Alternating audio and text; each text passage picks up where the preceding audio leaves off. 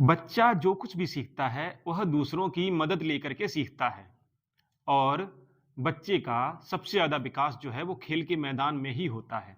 यह मानना है सोवियत संघ के प्रसिद्ध मनोवैज्ञानिक वाइगोत्स्की का, जो कहते हैं कि बच्चे के संज्ञानात्मक विकास यानी कि कॉग्निटिव डेवलपमेंट में उसके समाज और संस्कृति की एक महत्वपूर्ण भूमिका रहती है।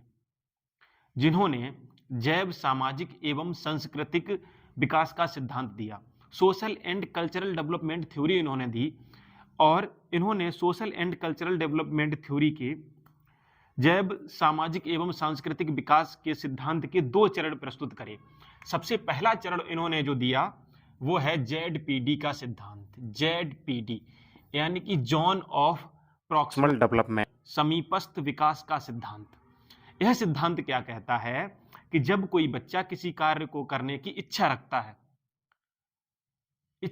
है लेकिन वह सक्षम नहीं है, एबल नहीं है, जब कोई बच्चा या बालक किसी कार्य को करने की इच्छा रखता है और वह सक्षम नहीं है तो वो क्या करेगा कि किसी माध्यम की मदद लेगा। मतलब वो जहां पर भी उपस्थित होगा, विद्यालय में है तो अध्यापक की, घर पे है तो माता पिता या फिर बड़े भाई बहनों की क्या करेगा, मदद लेगा। मदद लेकर के कार्य को वह पूर्ण करेगा।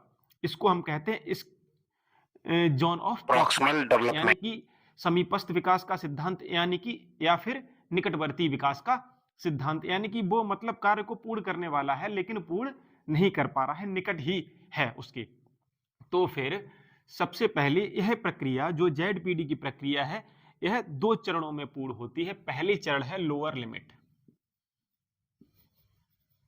लोअर लिमिट,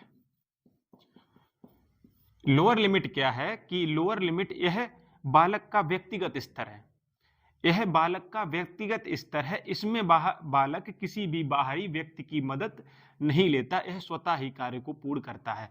और दूसरा लेवल जो है वह है हायर लिमिट।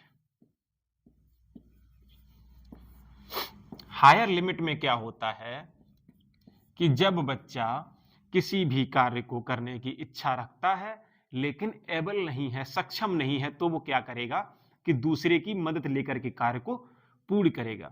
इन 2 बालकों में जेडपीडी की इस प्रक्रिया में एक बात सामने आती है, वो ये है कि एक बच्चा जिसको बाहरी व्यक्ति या साधन की मदद मिल रही है वह बेहतर ढंग से कार्य को पूर्ण कर पाएगा ऐसे बालक की तुलना में जो स्वतः कार्य को कर रहा है। ऐसा बालक जो स्वतः कार्य को कर रहा है उससे बेहतर कार्य करेगा एक ऐसा बालक जिसको बाहरी व्यक्ति या साधन की मदद मिली हुई है। इसको हम लोग कहते हैं जेडपीडी का सिद्धांत। ठीक है। दूसरा जो चरण है वो है स्कैफोल्डिंग। दूसरा चरण है स्कैफोल्डिंग।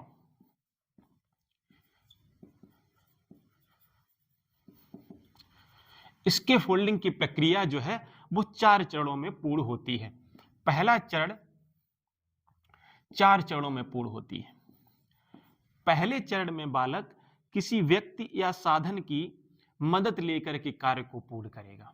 दूसरे चरण में वह समस्या को एब्जॉर्ब करेगा, समझ लेगा कि आखिर में प्रॉब्लम क्या है।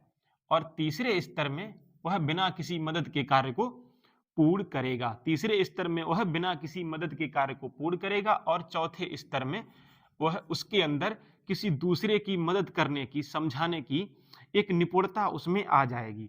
पहले स्तर में क्या करेगा कि दूसरे की मदद लेकर के कार्य को पूर्ण करेगा। दूसरे स्तर में वह समस्या को एब्जॉर्ब करेगा, समझेगा।